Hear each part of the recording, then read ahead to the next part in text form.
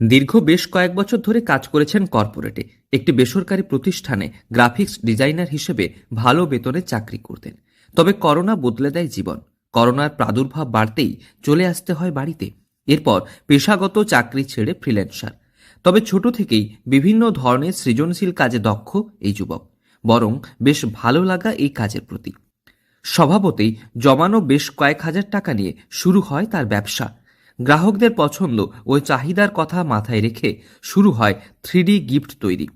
বর্তমানে সেই ব্যবসা আড়ে বহরে বেড়েছে। অ্যাকচুয়ালি পেশাগতভাবে আমার ছোটবেলা থেকেই শখ ছিল ছবি আঁকা, বিভিন্ন কিছু ক্রিয়েটিভ জিনিস করা। তো তারপরে আমি ভুবনেশ্বর যাই এবং ভুবনেশ্বরে দীর্ঘ 10 বছর, মানে 2013 থেকে আমি টানা কাজ করি। সেখানে গ্রাফিক্স ডিজাইনার ছিলাম। সেটা আমি দেখতে পাই এই বিজনেসে, যেটাতে একটা 3D লুক দেখানোর জন্য যে সকল জিনিস ফেলে দেওয়া হয়, সেটাকে দিয়ে কিছু যাতে করা যায়। তো তবে থেকে এটা অ্যাকচুয়ালি লকডাউনের পর থেকে শুরু। চাকরি জীবনের জমানো 20-25 হাজার টাকায় শুরু হয় তার এই ব্যবসা। বেশ কিছু কাঁচামাল কিনে আনেন কলকাতা থেকে। আবার স্থানীয় এলাকায় বেশ কিছু দোকানে ভেঙে যাওয়া ফ্রেম, পুরানো প্লাস্টিক ফুল বাল্ক অর্ডারে কিনে এনে শুরু করেন 3D ফ্রেমের ব্যবসা। অর্ডার অনুযায়ী বাড়িতে স্ত্রীকে সঙ্গে নিয়ে তৈরি করেন। প্রথম প্রথম পরিচিতি কম থাকলেও বর্তমানে তার এই ব্যবসা রাজ্য ছাড়িয়ে ভিন রাজ্যে পাড়ি দিচ্ছে। অনলাইনে আসছে অর্ডার, কুরিয়ারে দিচ্ছেন সরবরাহ।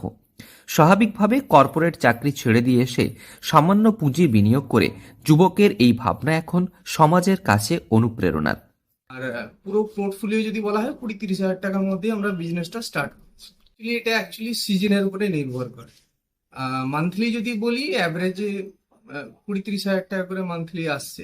কোনো কোনো সিজনেও একটু ভালো বিজনেস হয়।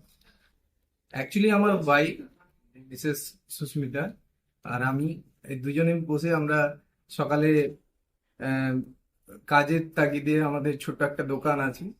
তো সেখানে কাজ করার পরে দোকান বন্ধ হওয়ার পরেই আমরা এটা দুজনে স্বামী স্ত্রী কাজটা করি। আর আমার ছোট্ট মেয়ে, সে আমাদের দেখে একটু ইন্সপায়ার হয়ে ছোট ছোট একটু কিছু করে দেয়।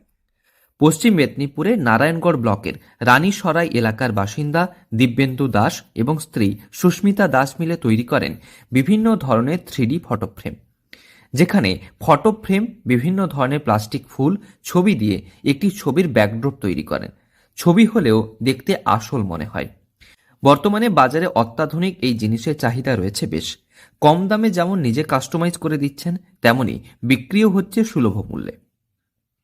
অনলাইন মাধ্যমে মিলছে অর্ডার। শুধু তাই নয়, এর পাশাপাশি তার ছোট্ট দোকানেও বিক্রি হচ্ছে সেসব। পাশাপাশি রয়েছে একাধিক ফটো ফ্রেম।